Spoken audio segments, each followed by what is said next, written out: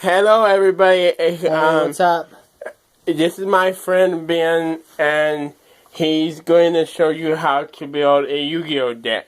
Yeah, so this is basically just the basics on building a deck. I would say the majority of decks are built based on an archetype, meaning they have like the certain kind of title name in them. Like, you notice how all my cards say Blackwing on them? Like, that's what all the, top decks are basically. They're all based on like a certain type.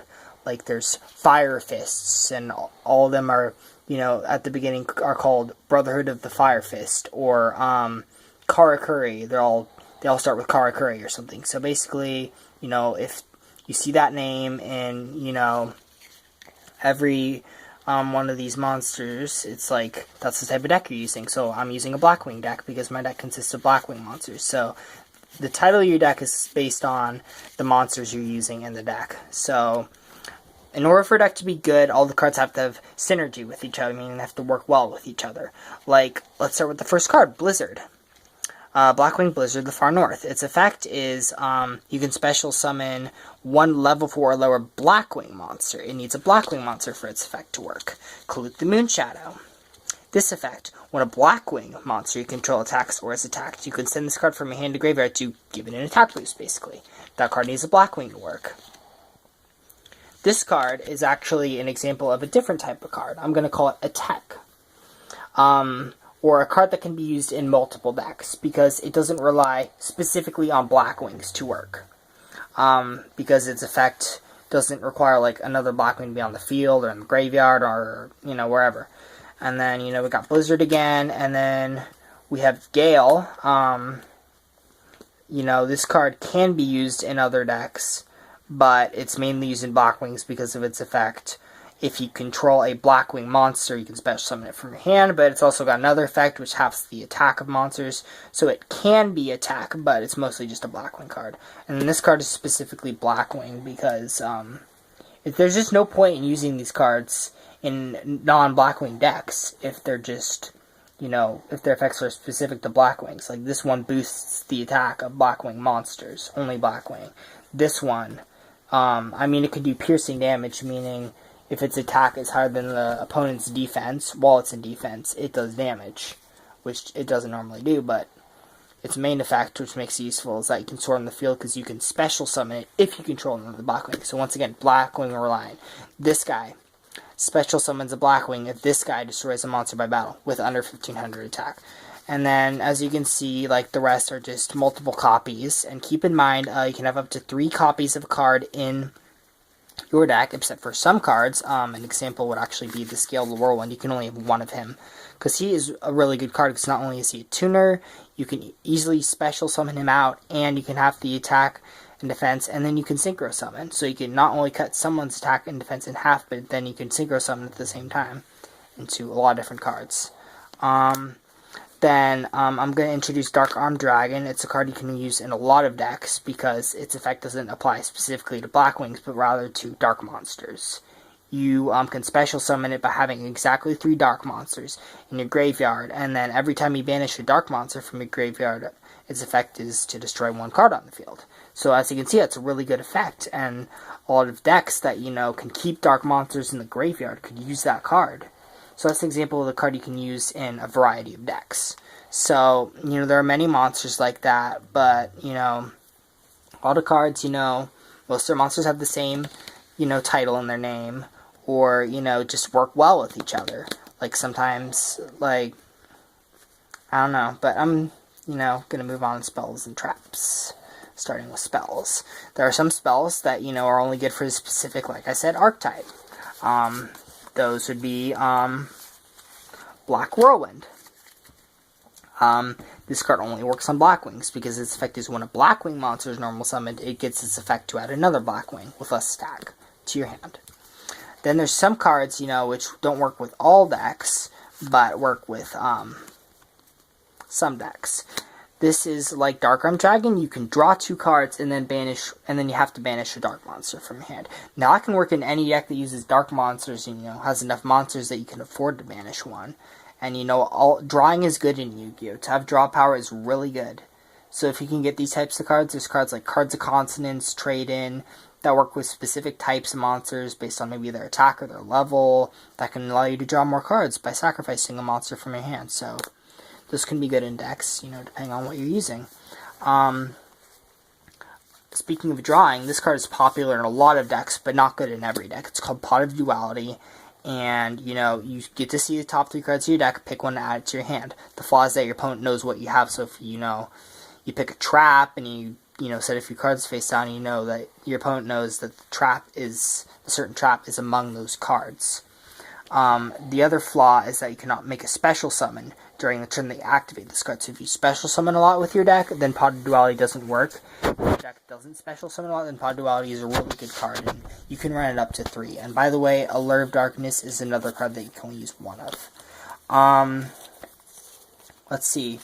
Book of Moon is another card limited to 1, and it's another card that's really good in almost any deck, really, because it's a quick play, and if you've read the rulebook, then quick plays can be used like traps in the sense you could set them and use them during your opponent's turn. And like a couple examples of how to use Book of Moon is to stop an attack, to stop a monster from activate. Certain effects can be stopped by using Book of Moon on that monster. It can stop from a synchro summon or an XYZ summon, because the monsters have to be face up in order to be synchro or XYZ summoned, and so on and so forth. So it's a useful card that most decks have. Same with Dark Hole. It's got a very powerful effect. Destroy all monsters on the field. Also limited to 1. And most decks have this card. So it's another example of a card that's used in most decks. And finally, these Mystical Space Typhoons. You can destroy any spell or trap on the field. And keep in mind, it's quick play, so you can use it on your opponent's turn. So let's say your opponent tries to destroy your face-down Mystical Space Typhoon, you can flip it up and chain its effect and destroy one of their cards. And I would, always use this, because you never know when your opponent's going to play some annoying trap that doesn't go off the field normally. It's really handy to have these in that case. So, I just went through some, archetype-specific cards, some cards that can be used in some decks, and cards that should be pretty much used in every deck. Now, traps. Like, some decks don't use any traps, some decks use a few, some decks use a lot. I mean, most decks usually don't go above 15, and there's some trap-heavy decks that are somewhere in the 15 to 20 range. This particular one, I'm counting real quick, runs 12. And, there's some, again, that are specific to the deck, or its archetype, or just, the type of monsters it uses, or the attribute of monsters it uses. And there's some that are Blackwing specific, and there's some that should be used in every deck that, can fit traps in. Some decks cannot fit traps because they're so reliant on monsters for defense that, they don't use a lot of traps. Or some decks like to use a lot of spells, meaningless for traps. So, let's start with the Blackwing specific cards. This card requires a face-up Blackwing monster to activate, and it can destroy all your opponent's face-down spells and traps. So it's really good, but as you can see, there's only one deck you can use it in. Now, this deck can be, this card, and by the way, that is actually at 3, I just only have 1, but, not all decks will play a lot of face-down spell and traps, so putting it at 3 could be bad, because you could be having a card that's useless against your opponent in that sense, if that makes sense. So, Icarus Attack, it's a really good card because for Wing Beast type decks. Now, all Black Wings are Wing Beast type monsters, so you would definitely run this card and max it out. So decks that run Wing Beasts can really use this card as a trap, because you can flip it face up, sacrifice your Wing Beast, and destroy any 2 cards on the field. And let's say they were to try and destroy your Wing Beast monster, you can chain it and sacrifice it, and then their card goes to waste trying to destroy your card while it's already been tributed, so your card just is useless now. And then you get to destroy 2 cards on the field as well, so that's a really good card that you can run at 3.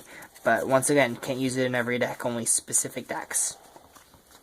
These viruses are deadly, but they require you to make a sacrifice. This trap destroys all cards your opponent controls that are monsters with 1500 or less attack, as well as all cards in their hand and all cards they draw until the end of their 3rd turn. And one thing you may not know is that drawing also includes drawing from cards like Pot of Duality and Allure of Darkness, as I introduced. So, not only drawing for your own turn during your draw phase, but also with the effects of those cards. So, this card can be really good. especially, against certain decks, of course, because not all decks are going to run only monsters with 1500 or less, but some decks run a lot. So, that card can be deadly, but you need a dark monster with 2000 or more attack. And, the way to pull it off in this deck, in case you're wondering, because a lot of these monsters don't have 2000 more attack, is you play Kalute the Moon Shadow on one of your monsters to boost its attack, and then before your turn ends, activate that virus. Eradicate Epidemic Virus is the same sort of thing.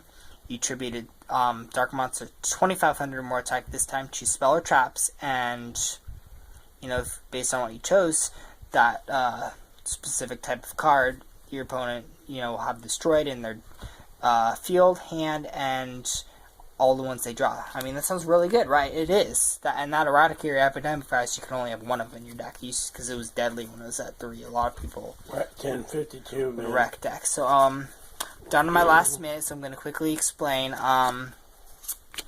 these here. There's also a card called Solemn Warning, which I don't have, are cards that should be pretty much used in every deck that can utilize traps and has room for traps. Because Mirror Force, they attack, you activate your trap, all your opponent's face-up attack position monsters destroyed. Bam. Bottomless Trap Hole. When your opponent's monster is summoned, normal, flip, or special summon, doesn't matter, and has 1500 or more attack, it's destroyed and removed from the game. I mean, that's pretty good too. Torrential destroys all monsters on the field when a monster summons, similar to Dark Hole, and Closer Evacuation Device returns a monster to its owner's hand, and if it's an XYZ or Synchro monster, it will be returned to the extra deck. And how much time do I have left? It's 11:45. Alright, well, and then there's one more card. This is a tech card. You can look it up if you want, but I don't really have time to explain it, sorry. And, the extra deck, well, that might be in another video, but thanks for watching, guys, and I hope you got the basics of how to build